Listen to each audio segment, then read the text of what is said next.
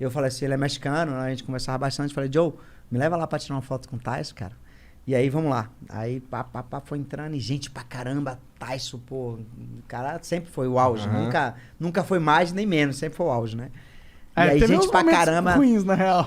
Mas mesmo assim não foi, né? Mesmo assim, dava preso, mídia, até né? preso dava mídia, entendeu? Aí tá, eu cheguei perto dele assim, mais ou menos uns 2 metros, ele olhou pra mim, Freitas, Brasil! Aí me deu um abraço, tudo, Que a gente tirou foda. foto, entendeu? Então, aí ele que pediu pra tirar uma foto contigo, na real. Pô, né? na verdade... entendeu? Então, várias outras. Falou, quebrou meu recorde, esse filho da puta. Caramba, o esporte proporciona essas coisas boas pra gente. A gente olhar o ídolo e não sabe que aquele cara também tem como ídolo, né? Então, Pelé uma vez estava no Fantástico dando uma entrevista na casa dele, no apartamento dele em Nova York, perguntaram, Pelé, você conhece sheiks, árabe, conhece o mundo todo? Quem você não conhece? O que você não conhece que gosta de conhecer?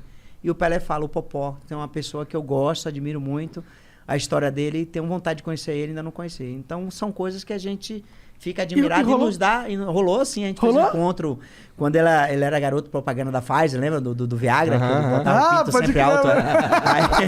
Aí teve um evento lá em Salvador, ele tava lá e eu fui. Tu foi fazer propaganda pro Viagra também, cara? Pô, não. Ainda tô bem, ainda tô no esquema, tô no esquente ainda. Minha nega que eu diga. Teve alguma dessas paradas aí, algum campeonato, torneio, sei lá como é que chama, alguma liga que tu não ganhou? Não, sempre ganhei. Campeonato baiano, você tem ideia.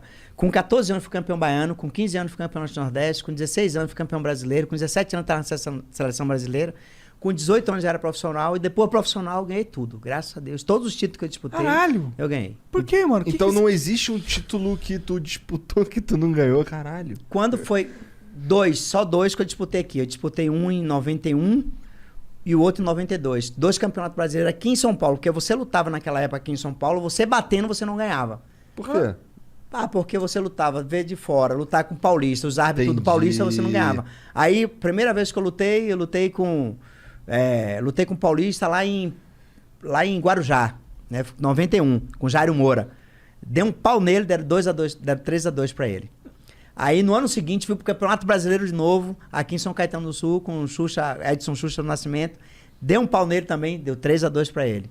Aí, na terceira vez que eu vim, que foi aqui no Ibirapuera, todas as 3, por raiva, eu ganhei por nocaute. Então, então foram essas as 2 lutas que tu perdeu? Perdi, Amador foi essa daí. Caralho, entendi. Só pau. Então, entendi. As 2 lutas que você perdeu foi porque os caras... Era. Você já vinha aqui lutar em São Paulo, os caras, a luta equilibrava tudo. Era um pontinho pra mim e dava pros caras, entendeu? Então, no colégio você já dava porrada? Como que é? No colégio eu disputava, cara, quebrava o pau na fila da merenda, porque às vezes não tinha zorra nenhuma pra comer em casa, eu queria garantir a comida na merenda da escola, brigava muito pra repetir tentava furar fila, o pau quebrava mesmo. Aí acho que foi aí que eu comecei a lutar boxe, sabe? Cara, pois é, tu foi parar no boxe porque tua mãe te botou no boxe? Não, meu pai já lutava, mas não profissionalmente. Meu pai, na verdade, treinou no passado pra bater nos outros na rua. Meu irmão Luiz Cláudio, que é o mais velho, ele treinou boxe porque o apelido dele era Calçolinha. Porque ele vestia a calçola da minha mãe, que a gente não tinha o que vestir. A gente era muito pobre, morava em uma casinha de um cômodo de 5 metros quadrados, dormia 5 pessoas. E aí a galera começava a zoar ele. Ele começou a treinar boxe pra bater na galera. E aí começou a lutar boxe, aí o esporte educou ele, o esporte disciplinou ele. Ele começou a lutar e eu ia assistir meu irmão com 10, 12 anos e comecei a treinar com 13, com 14 anos eu comecei. Em 99, quando foi disputar o título mundial, eu tava com 23 anos, ainda dormia nessa casa de 10 metros quadrados, eu e mais 2 irmãos, meu pai e minha mãe, né? E o que dividia o quarto, a sala era uma cortina. Então a casa era tão pequena que não tinha nem janela, pra você ter ideia. E a gente fazia necessidade num pinico e jogava em uma fossazinha que tinha uns 20 metros da casa. E eu fui no bairro, eu morava na Baixa de Quintas, tem um bairro que mais ou menos 600 metros, outro bairro, aí eu fui lá, tinha uma casa para vender, perto da academia onde eu treinava, e eu falei, eu queria comprar essa casa para dar para minha mãe, que eu vou lutar o mês que vem, eu vou ganhar essa luta. E a mulher falou, qual é a certeza que você vai ganhar, que vai pagar minha casa? Eu vou arrancar a cabeça dele, é a oportunidade que eu tenho, entendeu? E eu pago quando eu voltar. E a mulher vendeu. Você tinha certeza absoluta. Eu acho que ela vendeu mais, não por confiança em mim, porque ninguém conhecia. Ela vendeu mais porque era tia do meu ex-treinador. Ah, Ah, entendi. pensei que foi ela que ficou comentando com a cabeça. Eu acho que foi isso, a confiança do meu treinador. Aí fui pra luta. Ganhei por nocaute com 1 minuto e 45 segundos do primeiro round, um russo. Chamado Era um Anatoly russo ainda, Alexandrov. que, né, Russo, os caras são- não, russo é casca grossa. Aham. Era uma luta de 12 rounds. Eu ganhei por nocaute com 1 minuto e meio, 1 minuto e 45 segundos. Só pra você ter ideia, cada round são 3 minutos. Em um round eu ganhei com 45 segundos, né? Quase a metade de um round. Sim. E aí eu ganhei o título mundial, voltei, paguei a casa e a nossa vida mudou. Mudei a vida da minha família Quanto toda. que é um título Dei mundial? casa. Naquela época tinha muita gente que me levava muito dinheiro, me levava muita grana. Meus empresários levavam 75% do que eu sabia, né? Então a parte Caralho. maior ficava para eles. Não sabia quanto é que dava tudo, eles só me pagavam. E naquele título mundial eu ganhei 25 mil, que foi 25 mil que eu paguei a casa. Mas para mim tava feliz, o cara que dormia no chão, que passava dificuldade, morar em uma casa, 3 quartos, dei de presente para minha mãe. Aí comecei a fazer algumas lutas, aí ganhava 60, 50. Aí com esses antigos empresários, minha maior bolsa assim, de luta foi 95 mil reais. Mas a televisão, os contratos que eu tinha com a emissora, pagava muito bem e eu não tinha participação. Ele só me dava, tipo como se fosse o meu salário. E eu tinha, na verdade, que receber um valor muito bom. Caralho. Aí quando É, foi... por hoje Toda não- vez é uma história de um cara filho da puta, né, cara? Toda É, vez tem um toda filho da vez. puta. Caralho. É. E aí eu fiquei... Nesse negócio de arte, fiquei né? até, eu fiquei de 95 até 2001 com esses empresários. Aí eu conheci minha ex-mulher, ela me orientou, disse assim, ó, cadê seu contrato? Eu disse, pô, eu não tenho contrato. Pô, mas você tem que... Não, os caras me ajudou bastante, eu já saí, dei uma casa pra minha mãe. Não tá aquela empolgação de ter mudado a vida, tudo, Claro. a gente fica, pô...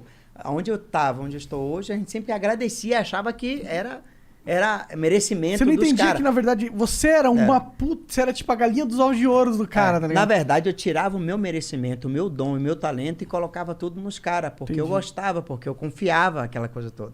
E eu tirava aquele negócio, pô, o dom é meu, o talento é meu, quem tá ali pra dar o soco na cara sou eu.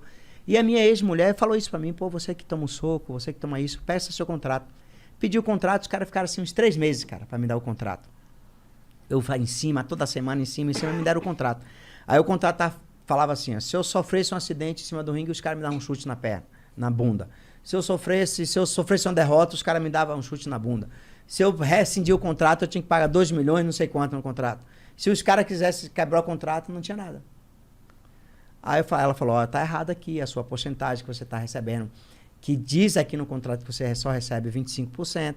Aqui fala isso e isso no contrato. Vamos reajustar esse contrato tudo. Aí chamei eles para conversar. Falei, ó, o contrato, a gente pode fazer isso. Mas foi o seguinte, vocês não querem ganhar bem ainda? Vocês vão ganhar 50%, eu pego 50%, a gente vê isso aqui, a cláusula do contrato. Se vocês também rescindirem, vocês pagam multa. Se eu rescindir, eu pago multa. E se eu sofrer um acidente, vocês vão ter que cuidar de mim, cara. Porque eu tô lutando para vocês, eu tô dando dinheiro para vocês. Né? E eles aí não aceitaram. Não aceitaram. Aí eu fui pro pau, fiz quebra de contrato. Todas as instâncias que eles recorreram, perderam, e o contrato tá aí até hoje, engavetado, infelizmente. Entendi. Mas foi muito lesado. Aí depois de 91... Engavetado, felizmente, né? Aí perdeu. em 2001, aí comecei... O que foi que eu fiz? Eu contratei... A minha esposa me orientou, junto com um ex-cunhado que eu tinha, minha ex-mulher. Ela falou assim, vamos fazer o seguinte, vamos botar 2 advogados bons e um que fala inglês. E a gente dá uma porcentagem para ele. Aí eu negociei com os caras, dei 10% de tudo quanto eu ganhava, comecei a ganhar dinheiro pra caramba no boxe, comecei a investir, tinha bolsa mínima do contrato de $500 mil Caralho! por luta. Caralho! E aí comecei a ganhar dinheiro, comecei a investir, e graças a Deus hoje deu pra sustentar essa galera toda.